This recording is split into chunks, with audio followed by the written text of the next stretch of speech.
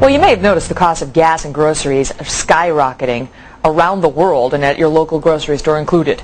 But the nations that make the most money from oil are pretty cheap when it comes to feeding the hungry. Countries like Iran, Kuwait, and Venezuela simply are not pulling their weight. Shocker.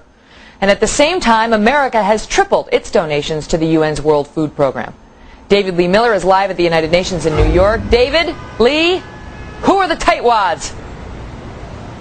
We've got a laundry list of tightwads, and I want you to keep their names in mind next time you go to the gas station. Consider this, that in the last year, countries such as the United Arab Emirates, Kuwait, Venezuela, Iran, and Qatar have made relatively insignificant contributions to the World Food Program. That is the charitable arm of the United Nations that helps people suffering from famine. Specifically now, the UAE contributed only $50,000. Those other countries I mentioned, not a dollar.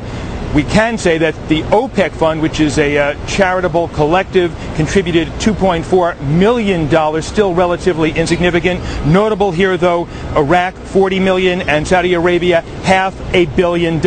And Megan, very quickly, to put this in perspective, in just the last 6 months, Kuwait brought in $54 billion in oil revenue, and that is nearly equal to all the revenue from last year.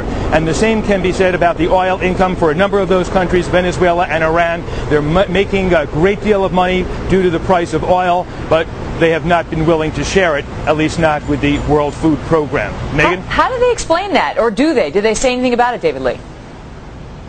There have not been any explanations. I can tell you that in the case of Venezuela, there have been contributions, reasonable contributions to help other countries in the South and Central America, perhaps because they deem that's more in the interest of the Venezuelan government. But we also have to point out is that the United States has contributed now more than $1.1 billion to the World Food Program. Those contributions have tripled in just the last 3 months. And again, especially notable here, Megan, is the fact that the U.S. is suffering from these high oil and gas prices, but Americans are digging deeper in their pockets to help the disadvantaged. Also, I can tell you the Canadians have contributed $192 million. They have also increased by nearly double the amount of contributions. So the U.S. is doing more than its part. A number of other countries, though, really being tightwads here, and the World Food Program is suffering because of it.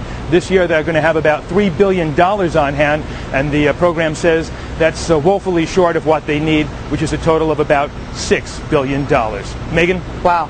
United States, $1.1 billion. Iran and Kuwait, 0. David Lee Miller, thanks so much.